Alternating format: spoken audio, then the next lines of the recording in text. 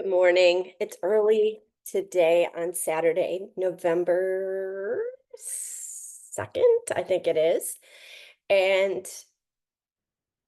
I just wanted to do a video on IFS, internal family systems, and how IFS has been a savior in my life, not only as a person and a professional, but also as a clinician.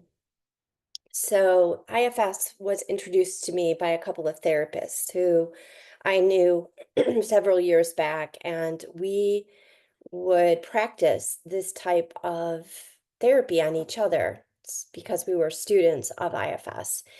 And before we would practice on each other, and before I even got into it, they kept saying to me over the years, you would love IFS, you would just love it. And it just talking about internal parts, parts that we have just seemed a little bit, even for me at the time, seemed woo. Aren't we just this? Do we have parts in us? Do we have almost like entities that are interplaying and arguing with each other? It just seemed a little wonky. But the more I learned about it, the more I understood what it meant. And understood the magnitude of how we're run by children on the bus, that we're not run by the parents. So in IFS, the parents is that which aligns us with truth, with God.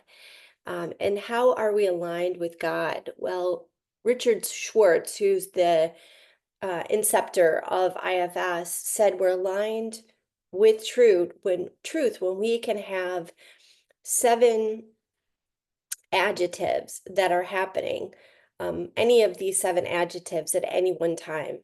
So these 7 adjectives are things like we're calm, we're clear, we're confident, we're curious, we are, let's see, I wrote them all down. We're creative, we are connected, and we're courageous. So if we're not any of those things in any one moment, we're being run by a part, and parts are called protectors. So protectors are pieces that we've pulled through that have a job to protect that part of us that's been wounded in the past. And you could say the past or the past, like the distant past. In other words, this life or previous life, or just where our souls sojourned to prior to being incarnated on earth, wherever that might have been. And of course, if we believe in the soul, we understand its endurance. It has come and it will go, but it will stay as such, intact beyond the bodily form. So some parts have come into play to protect not only us, but maybe the ancestral line and wounds that the person is carrying. We carry not only our own stuff, but we carry stuff from uh, our ancestry, or some would even say we carry parts that are held by the collective that aren't even ours, that we're holding for whatever reason, based on fear, based on enticement, based on something. All parts, according to Schwartz, are good. No, there are no bad parts. In other words, if we disown a part, then we're disowning a part of ourselves, and we're not intact, we're not whole, and can really never be in that self energy from an enduring perspective, because we aren't dealing with our shadow. And it is shadow season, it is scorpionic season, and I'm all about the shadow. I'm all about let's dig, let's find out what's behind the curtain, what's going on, not only out there, but also in here. So I can give you an example. So um, let's say I was a kid, and this is a good example. Okay, this is a good example. When I was a kid, I was a storyteller, AKA not truthful person, AKA my mother would have said I was a little liar. And in third grade, there was a lot of the kids who got back from Christmas, and they, not a lot, but probably one or two, who went to Florida for the holiday. And I thought, well, gosh, we go to the Cooperstown Museum. We don't go out of state. We don't do exciting things. I'm going to make my story of my Christmas something grand. So I said I went to Florida too with my family of seven of us. And the teacher was, she acknowledged it. I don't know if she kind of picked up on it. Maybe I was not able to articulate where I went in Florida. I'm sure back in third grade, I didn't have the geography of Florida down. So my mom came in for, and I think my dad too went to my conference, teacher conference. And when I got there, she asked how I was not a good student either. I had no desire to learn. Now, I guess it's a backlash to it because I'm still in school and I'm, 60 plus years old. But anyway, back then, I wasn't a good student. So my parents went to the conference and my parents said, how's Chris doing? Kristen. And the teacher said, well, she's really not doing very well. And my parents were like, well, she's only bringing home hundreds. And the teacher said, well, she really isn't bringing home hundreds. She's not. And what I would do is I'd throw out any paper that I didn't do well on. I just felt like we didn't need to really look at that. I guess I wasn't dealing with my parts back then, or the whole self. Anyway, then the teacher said, how was Florida? And my parents said, what? And the teacher said, well, Chris said that you went to Florida. So I learned when my parents got home that truth and honesty was what was most important to my mom, that there was no more important thing that I could be or show than the honest truth. And it was really that day was a pivotal moment. It was a beautiful moment because I recognized that being honest was integrity. It was most important if I was going to move forward in my life. And I'm sure the truth that I pulled through in that moment when my mom confronted me was the truth of fear, just being afraid. So there's a part of me probably that protected that little storyteller back then where it wasn't okay to tell stories that weren't vetted in truth. So that part is, I guess in a way, it's a benign part, but it's still a part because it was a part that came to be out of fear. So I guess I'm navigating little truths and big truths within this truth of tell the truth, because there could be consequences if you don't. So sometimes I err on telling the truth, sometimes when I probably could, like, maybe not tell the truth. I don't know. Who knows? We could debate that. Um, but then there's this other greater truth that is about kind of being curious and getting down to what's going on. So let's leave all of that behind and let's deal with the part. So the part that I would want to get to know is the part that was in third grade that was basically humiliated by teacher and parent for being a quote liar. And in my estimation, I was just living a different life, just seeing myself as a Floridian traveler rather than someone who is trying to be deceptive. So the way I would approach that part, I didn't actually ever approach that part, but the way I could approach it, and I can actually do it with you now, is to look at the part. So I'm going to do that right now in this video so you can get an idea of what you can do. And by the way, there's a book called Self Therapy by a guy named Jay Early. And that shows how you can get to know your parts if you don't have a therapist to do this kind of work, or an IFS therapist. And by the way, you can be an IFS therapist and not be a therapist. you could actually be an occupational therapist and learn IFS, so you're an IFS trained person. Okay, so let's deal with the third grade situation. So the wounded child is what's behind the protector, and let's call the protector, let me just see if I can name the protector. I'm just going to take a moment to go into my body and find that protector.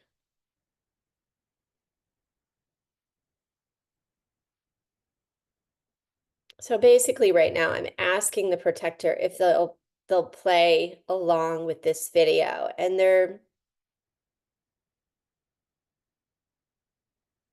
I'm curious.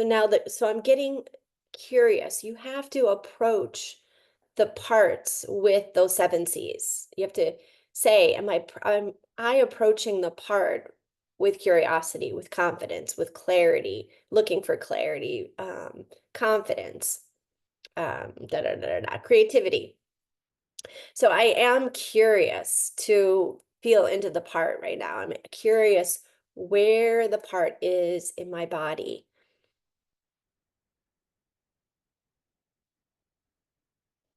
Okay, so I get a sense of my hands. First, I got a sense of my hands and my heart, but then I got a sense of a cute little, like, minutive, small, minutive, is that the word? Little person that didn't mean any harm. Like, this protector is saying, I didn't really mean anything. So what I have to do is what it's called unblending. So I have to unblend from the part and recognize that the part within me is its own little entity, that it is a part of me that isn't merged. Because if I merge with a part, I can't get to know it. So ideally, we want to get to know the part and we want to free the part. We want to free the part of its role.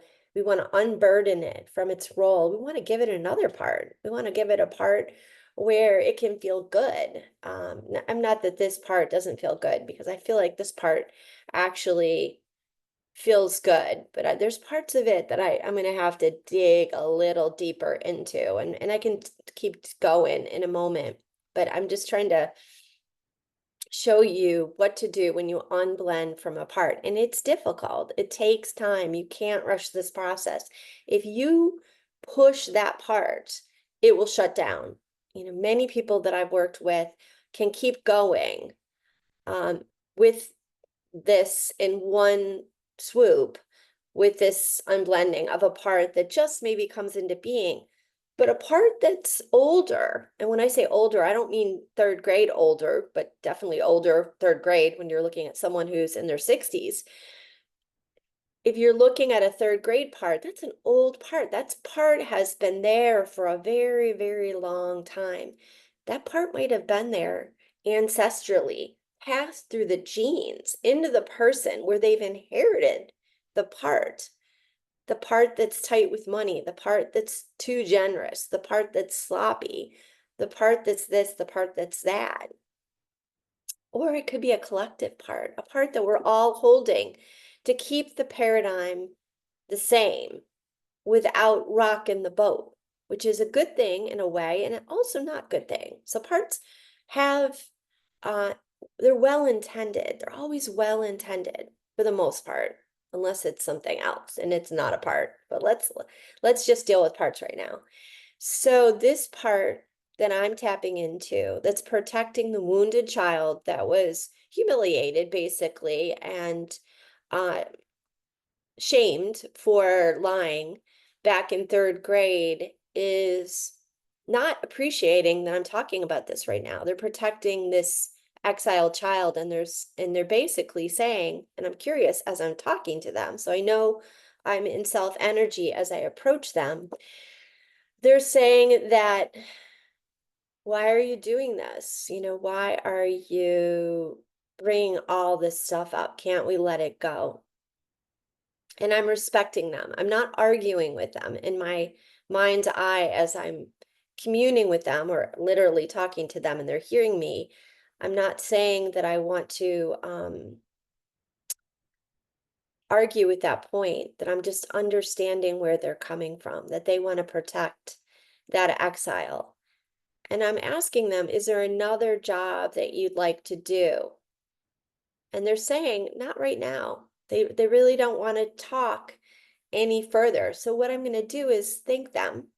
And they've kind of like turned their back, but they haven't closed the door yet. So there's still maybe an opportunity to appreciate them for showing up back then to help me learn and also to protect me so that I wouldn't do that again. Okay. So this is a really good example of two different things. There's the part that holds to honesty at all costs because otherwise shit goes down. Parents get mad. And then there's a part of me that is aligned with God and truth and um, vetting what's going on holistically here and then out there. So there's two things going on. And so this has really been valuable. And I'm kind of checking in with this part about, can I kind of talk about the last video? And I'm feeling some pushback and some defensiveness, and I'm honoring that. But I think they're going to be okay with me saying that the last video was looking for universal truths or truths, but maybe came across as part of wanting honesty as protection rather than um yeah, honesty for just holding um a truth without there being any agenda, right? So this has been super helpful for me to do this video. So the reason I'm doing this video wasn't, I guess I was triggered. I was triggered. Our triggers are our treasures by a newsletter that someone put out where they were discounting any kind of argument against it just being a natural disaster here in Asheville, that it was just a fluke, and um, why deal with anything but the wounds. And then all I could think of is, let's say they heard, I don't think they had a tree fall in their house, but excuse me, let's say they did, and a tree randomly fell in their house. And the paradigm was it was an accident, but someone actually cut the tree down because they wanted them to move, and they thought it would scare them and they would sell their house. And this nefarious character cut their tree down so that they would sell their house.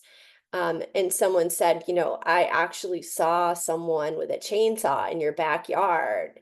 And they were like, no, I don't stop. I don't want to hear it.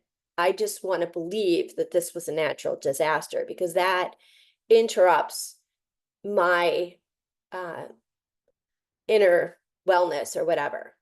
So that's all I could think of when I was reading their newsletter. And then I was like getting curious. I was getting really curious. I'm like, wow, I'm in a part right now. Like, I'm angry. I'm righteously angry about her response in this newsletter to, I think, not only other people, but also maybe my video that I actually sent her. She was one of the 50 people.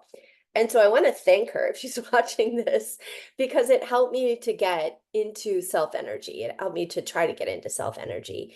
And the only way we can really get into self energy is to get curious about what is triggering us internally.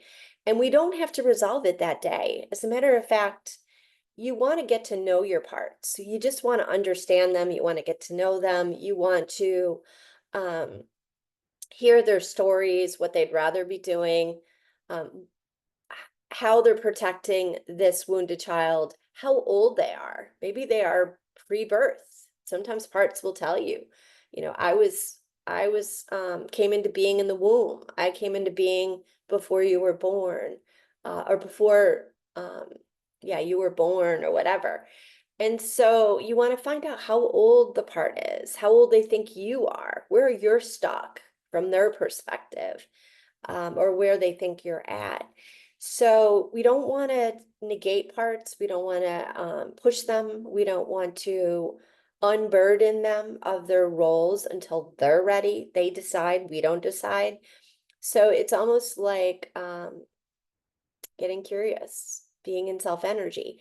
So if you approach a part, like let's say I was approaching that part where I wanted them to say anything other than what they said to me, then I wouldn't be in self energy. I wouldn't be able to approach that part with from a God perspective, an inner godliness perspective of alignment with truth, with just neutrality, basically, because when you're in self energy, there is no agenda. There is no wanting to help a part either. That's another part. So let's say when I was approaching this part, let's say I was defensive, then that would be another separate part, the defensive part and the part that was vetted in truth to protect the exile. And the defensive part was the part that didn't really want to share my story because it brought up old wounds. So these are two different parts. So how do you deal with two different parts? You recognize you're coming from a part, which is not going to work. And then you ask this part, the defensive part, would you thank you for showing me you? Would you be willing to sit on a bench for a moment while I get to know this part? And they might say yes or they might say no. Let's say they say no. Then I want to start maybe with this part and say, okay, let's get curious. Can I be in self energy as I approach this part? So in other words, you always want to be with one of those 7 C's if you approach a part. Like that's just the beginning. This kind of work is intense. It's really intense. I mean, even for me who's pretty open to doing this kind of work, I can feel how just bringing some of this stuff up from the past can be triggering. It can really like, yeah, wow, there is something there with that part. So you want to approach it with compassion. You want to be able to say less is more. So let's say I've definitely identified this part.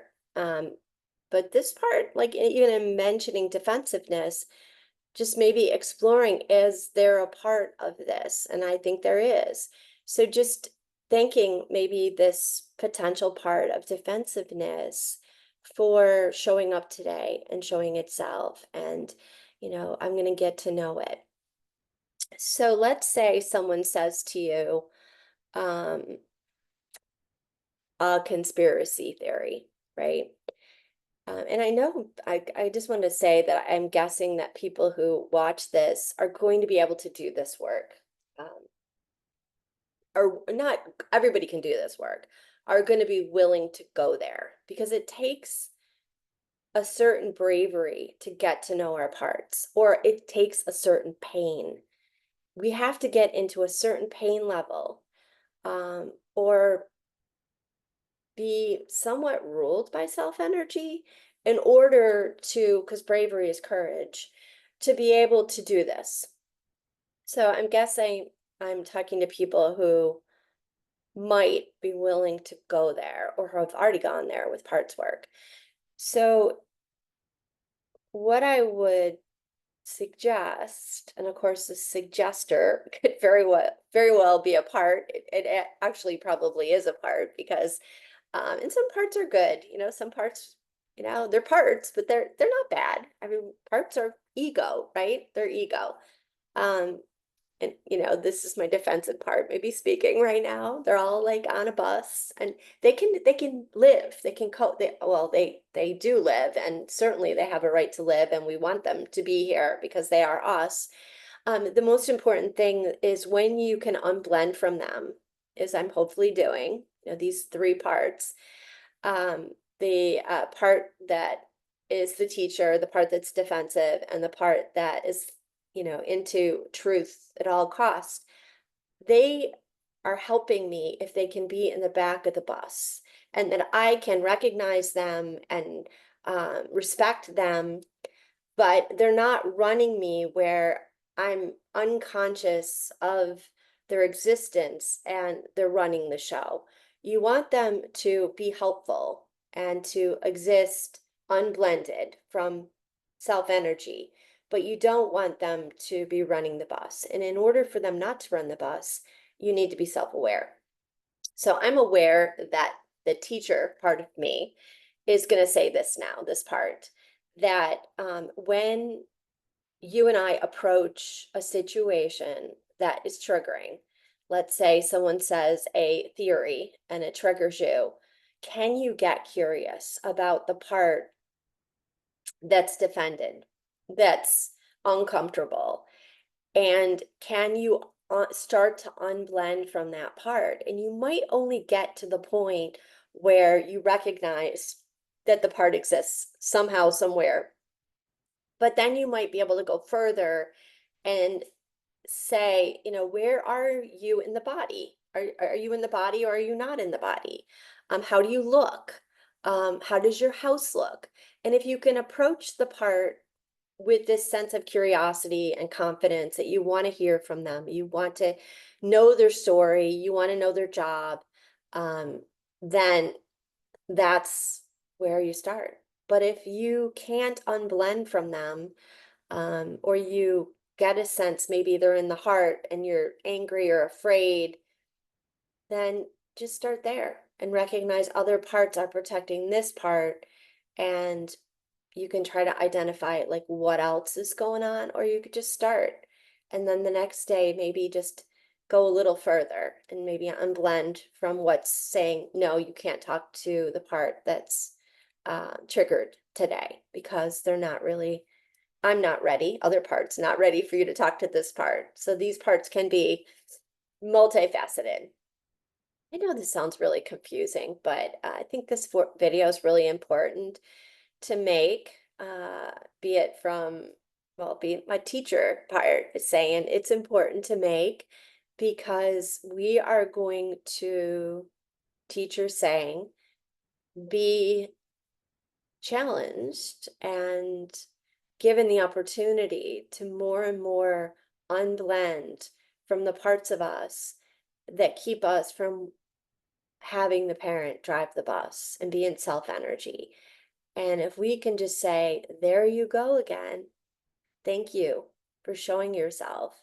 I know you're doing a really good job, but it's okay to be in the back of the bus because I got this.